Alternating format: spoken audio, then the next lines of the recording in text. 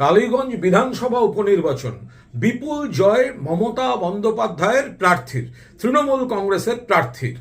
আমরা আন্তরিক অভিনন্দন জানাচ্ছি ভোটারদের, মানুষকে, এবং আমরা পরিষ্কারভাবে বলে দিতে চাই যে আবার এই বিজেপি হারলো, আবার এই কংগ্রেস সিপিএম হারলো।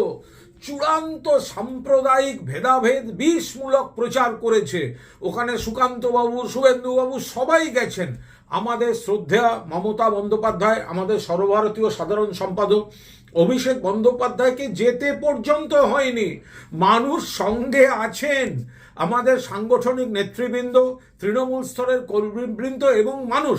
উন্নয়নের রাজনীতি তার পক্ষে আর ঘৃণার রাজনীতির বিরুদ্ধে। আর বিজেপি এই নেতারা যত ভুলভাল কথা বলে যাচ্ছেন, ব্যর্থতা। সুকান্ত মজুমদার সভাপতি হিসেবে লজ্জা হওয়া উচিত। কমছে। সিপিএম এখনো শূন্য, কংগ্রেস শূন্য। তৃণমূলের বিরুদ্ধে এত অপপ্রচার, এত কুৎসা, এত চক্রান্তের পরেও বাংলার মানুষ প্রমাণ করে দিয়েছেন।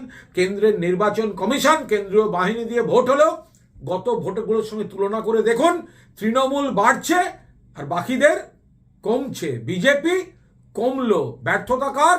বিজেপির এই নেতৃত্বের এবং বাংলার মানুষের সাফল্য যে তারা মমতা বন্দ্যোপাধ্যায়ের পাশেই আছেন।